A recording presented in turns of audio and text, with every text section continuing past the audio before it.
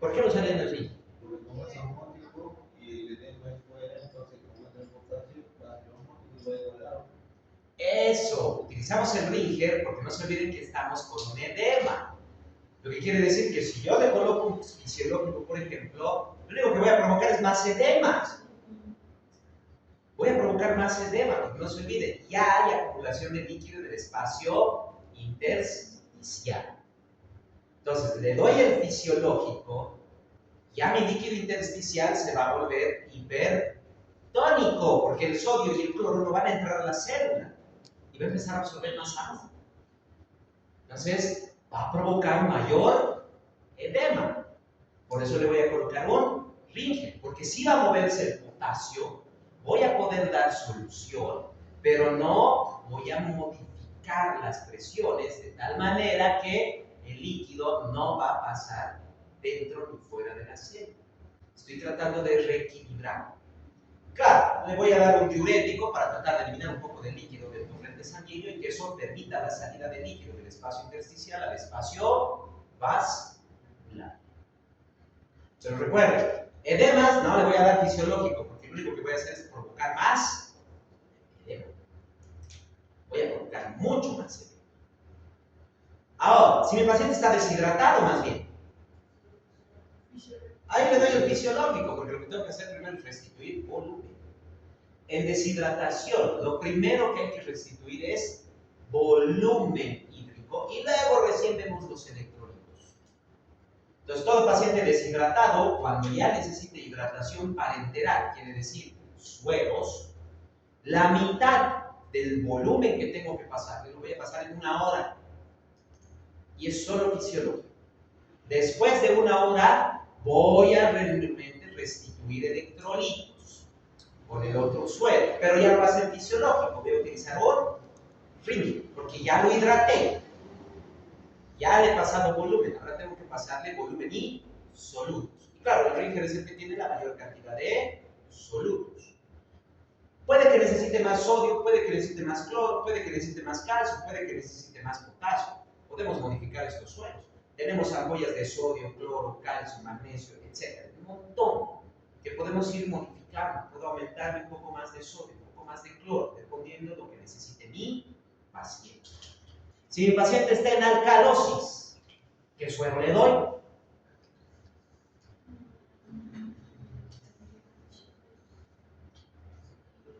¿Qué suero le voy a dar? Bueno, mi paciente está en alcalosis, ya sea respiratoria, metabólica, no importa, pero está en alcalosis.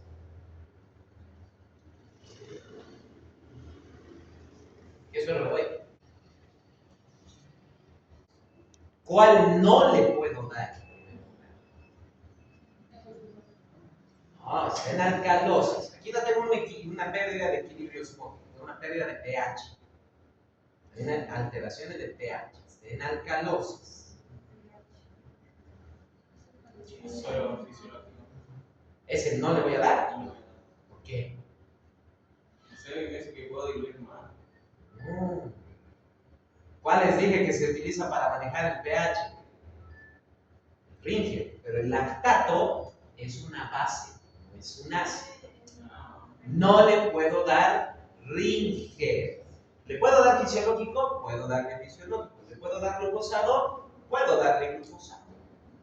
Puedo darle, pero no le doy el Ringer, porque ya tiene lactato y eso va a provocarme mayor problema con la alcalosis. En cambio, si está en acidosis, ahí sí, de inicio le doy el Ringer. Si mi paciente está en acidosis, ya sea acidosis metabólica, acidosis respiratoria, le tengo que dar el Ringer, porque el Ringer tiene lactato, lo va a equilibrar su pH del torrente sanguíneo. ¿Bien? ¿En qué casos utilizar el suero glucosado? ¿En qué casos utilizar el suero glucosado? No. Instintivamente uno pensaría que se puede usar en hipoglicemia el suero glucosado, pero no se puede. O sea, lo usaríamos sí, pero no voy a tener el efecto que necesito. Recuerden que el paciente está en hipoglicemia. Un paciente hipoglicémico está en coma y puede convulsionar. tengo que restituir la glucosa en 5 a 10 minutos. Yo no le puedo pasar un suero glucosa de 5 a 10 minutos. Entonces, en un paciente con hipoglicemia, lo que se hace es colocar una ampolla de glucosa por vía venosa. No es suero. Porque el suero mínimamente va a pasar en 1 a 2 horas. No lo puedo tener 1 a 2 horas en mi paciente inconsciente y con su glucosa baja. Entonces, instintivamente pareciera, pero el suero glucosado es solo como mantenimiento. Lo de inicio siempre va a ser ampolla de glucosa. ¿Qué más? ¿Qué otro caso? ¿Qué casos pueden ser para el suero glucosado? Dependiendo de la causa de la inconsciencia. Una mala administración de insulina. No, tampoco. Lo que pasa es que cuando la insulina queda en el torrente sanguíneo y sigue actuando, entonces a veces se hace como, se deja como un solito de mantención para evitar hipoglicemia en el tiempo. La insulina solo dura 15 minutos en la sangre. A no ser que sea baja, a no ser que sea lenta. No, la insulina solo dura 10 a 15 minutos, nada más. Nada más, se degrada rápidamente porque hay una enzima en el torrente sanguíneo que la degrada. Ahora, si tú te refieres a que le han colocado demasiada insulina, mientras el paciente esté con un dulce, un chocolate, un café, va a estar tranquilo. No es necesario el suero. No es. Si bien la insulina sódica, la cristalina, se administra 2-3 veces al día porque se metabolizan rápido, tenemos la glargina, que es de depósito, pero es de liberación lenta. Entonces, aunque uno se pase, se va liberando suavemente. Solo necesita consumir pequeñas cantidades de algún dulce, chocolate, un café para mantener los niveles de glucosa. Y en las otras, en 3 a 4 horas ya va a estar los niveles de insulina bajos. Igual consumiendo alimentos puede estar tranquilo el paciente. No es necesario el suero. Y nuevamente, si entra en hipoglicemia, lo que hay que hacer es ampolla de glucosa, no suero glucosado.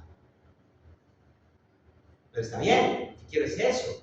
Que vean en qué casos se puede utilizar y vamos a ver si funciona o no funciona y cómo. ¿En qué más podemos utilizar suero glucosado?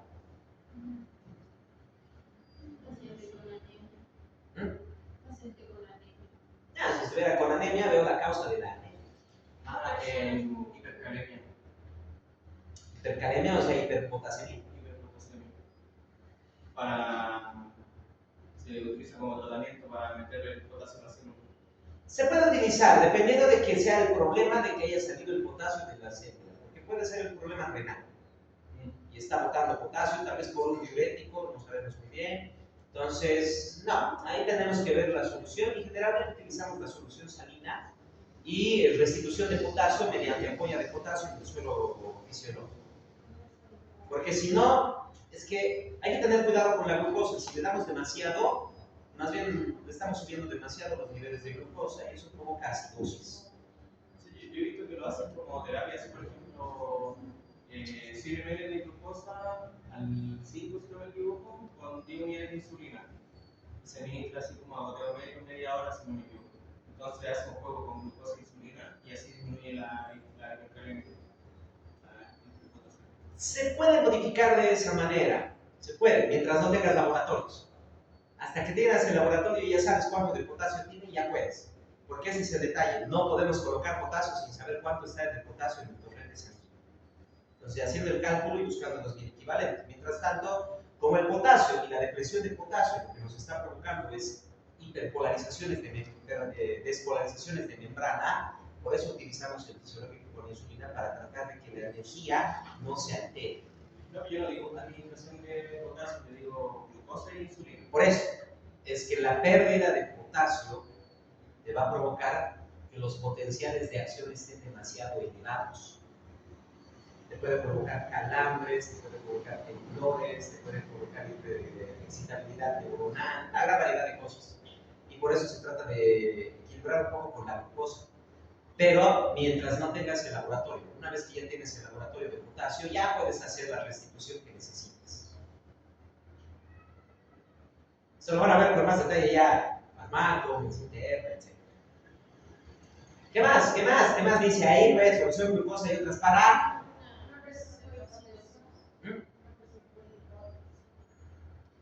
No, en un hipotenso no necesitaría darle ningún tipo de suero de inicio.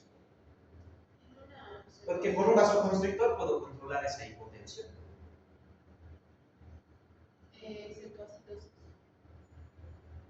No, más bien si esta concentración, si le doy suero glucosado, voy a empeorar la cetoacidosis. Sí.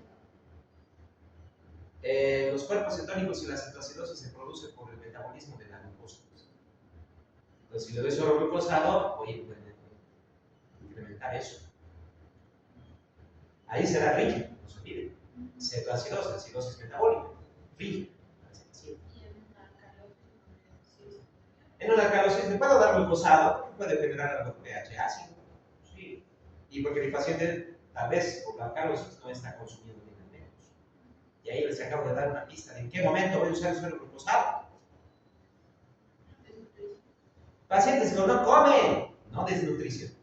Debe ser la sonda nasogástrica. Eso es para alimentarlo al paciente. Pero les puede entrar igual cuando El detalle es importante. Si mi paciente está desnutrido, yo le puedo poner suero glucosado, pero no lo puedo tener con suero glucosado. ¿A qué me refiero? Puedo colocarle por unas 4 a 6 horas el suero glucosado, cosa de que tenga ingreso de glucosa para que pueda aumentar su energía porque está desnutrido.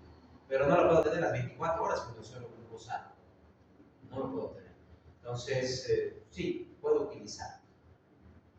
Pero, más importante aún, voy a utilizar suero glucosado para nutrir a un paciente que no puede comer, no para un paciente que esté desnutrido. Si mi paciente está en coma, no puede comer, le voy a dar suero glucosado. Si mi paciente tiene cirugía maxilofacial, no puede comer, gastar con suero glucosado. Si mi paciente tiene cirugía gastrointestinal, no puede comer, le voy a poner suero glucosado. Y el suero glucosado es el estándar en pediatría. Van a ver, cuando estén rotando en los hospitales, todos los niños, no importa la patología que tengan, todos están con suero glucosado. Todos. Claro, vamos cambiando entre suero, glucosado, fisiológico, dependiendo de lo que tengan, pero todos van a estar con glucosado, porque el niño está en crecimiento, está en desarrollo. Y la glucosa es la fuente energética del sistema nervioso. Entonces necesitamos darle el suero glucosado para que pueda crecer, desarrollarse, para que esté bien ese niño. De lo contrario, no va a tener suficiente energía ni siquiera para recuperarse de la patología que tenga, ya sea deshidratación, ya sea gastroenteritis, ya sea una infección respiratoria aguda, ya sea infección urinaria, cirugías, etc. En pediatría todo el niño está con glucosa. Todos van a estar. Claro, a menos que el niño sea diabético. Ahí vamos a controlar. Ahí vamos a controlar mejor su solución. En un paciente hipertenso, ¿qué suero no le doy?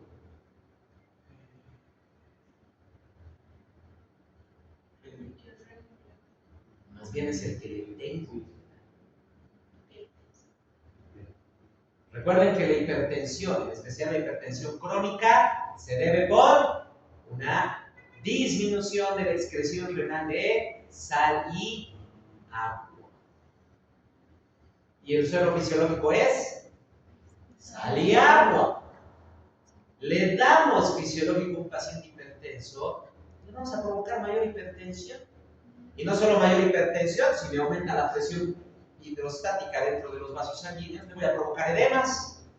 De hecho, el paciente hipertenso que esté 6 a 8 horas con un suero fisiológico y que no se esté movilizando, termina con edema pulmonar y encharcamiento pulmonar. Empieza a asfixiarse. Empieza a asfixiarse. Un paciente hipertenso que tenga 6 a 8 horas de suero fisiológico y no estemos controlando nada, termina asfixiándose porque le genera edema pulmonar que lo lleva de encharcamiento pulmonar. Va a empezar a aparecer líquido dentro de los alveolos. No va a poder respirar el paciente. Entonces, al paciente hipertenso no se le da fisiológico, se le da ringue. Pero también tiene potasio, calcio y lactato. Entonces, va a tratar de equilibrarlo. Solo si le doy fisiológico, voy a aumentar el problema de hipertensión. En cambio, con el potasio, puedo movilizar. Puedo movilizar potasio dentro de la célula. Por eso es osmótico. No necesito cambiar volúmenes. Solo mover soluciones. Y de hecho, el potasio para un hipertenso es bueno. Porque el potasio va a producir disminución de frecuencia, disminución de fuerza de contracción y vasodilatación, lo que me va a permitir bajar la resistencia y el gasto cardíaco y bajar la presión. A bajar la presión. Entonces, vean, no utilizamos sueros porque me da la gana. Utilizamos sueros porque necesita ese suero este paciente. En un paciente para cirugía que no tenga ningún problema osmótico, no es hipertenso, nada. Se va a operar el paciente, digamos, una apendicitis. ¿Qué suero? Fisiológico. No necesito nada más. No necesito nada más. Porque no tiene pérdida de líquido, no tiene alteraciones electrolíticas, de volumen, no hay nada. El fisiológico, por eso lo utilizamos. ¿Por qué? Porque es el suero más simple para utilizarlo, sobre sodio, cloro, agua. Está funcionando bien el riñón del paciente, no es hipertenso, no tengo ningún problema. Y solo le estoy colocando el suero, ¿por qué? Porque necesito una vía de administración endovenosa, nada más. Por eso va a estar a goteo lento, va a estar el suero para 24 horas, no va a ser para menos, solo para tener una vía de ingreso, nada más. Ahora, si mi paciente está, por ejemplo, con una gastroenteritis y de paso le ha dado apendicitis, puedo estar con glucosado, porque con la gastroenteritis no solo se ha deshidratado, necesito volumen, sino que está perdiendo energía y lo voy a llevar a quirófano. Necesito que soporte la cirugía, glucosado. Con glucosado voy a entrar a quirófano. Ya saliendo de quirófano puedo cambiar a fisiológico, sin ningún problema. Pero voy a entrar primero con glucosado. Está con gastroenteritis, le ha dado una apendicitis. Si mi paciente está con, digamos, es un paciente pediátrico y está con neumonía, glucosa. No solo porque necesito darle energía, no le puedo dar solo sodio con agua, porque ya tiene neumonía, eso significa edema pulmonar. Entonces necesito la glucosa para que jale un poco de agua dentro del torrente sanguíneo. ¿Puedo darle un Ringer? Puedo darle un Ringer, pero siendo un niño, glucosa. Si fuera un adulto con neumonía, le doy un Ringer. Porque el adulto con neumonía, aparte es hipóxico, está con hipercapnia, o sea, con aumento de dióxido de carbono, y eso genera un pH ácido. Entonces, a un paciente adulto con neumonía, Ringer. Pediátrico con neumonía, glucosado o Ringer. Puedo utilizar los dos. Puedo darle un Ringer y colocarle un poco de glucosa al Ringer. Entonces, todo en uno. Dependiendo cómo lo veo a mi paciente. Dependiendo cómo lo veo. Si lo veo tranquilo, está en un estado irregular, etc., solo el glucosado. Pero ya si lo veo muy mal a mi paciente, con hipercapnia, lo veo incluso con signos de acidosis, etc., le pongo el Ringer y le aumento ahí la ampolla de glucosa. Entonces, vean, vamos cambiando dependiendo de lo que necesitan nuestros pacientes. No es suero porque sí. No es, ponle fisiológico porque, no sé, ponle fisiológico. No, necesitamos saber el por qué estamos colocando el suero. Al menos ya saben ciertas prohibiciones.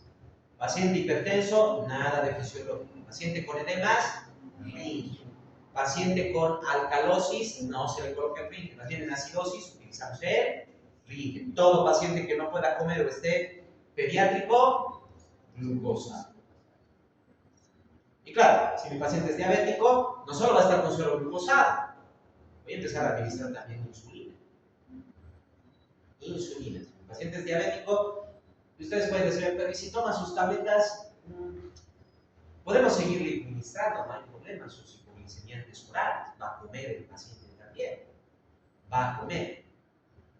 Pero el suero glucosado tenemos que controlar. Bien. Ahora, si mi paciente no necesita nutrición, fisiológico, con su dieta y sus hipoglicemiantes orales. Pero si voy a estar con glucosado y es diabético, voy a empezar con insulina mientras el paciente esté internado, para controlar mucho mejor su glucosa sanguínea. Bien, eso con respecto a los diferentes sueros. ¿Y quién se encarga de equilibrar todo esto? ¿Quién es el que se va a encargar de movilizar esos líquidos extras que vamos a colocar locales de los suelos, ductos. ¿Y quién es el que controla los líquidos de forma general? Los riñones. Exacto. Esto lo hace gracias a su unidad funcional, que es la nefrona.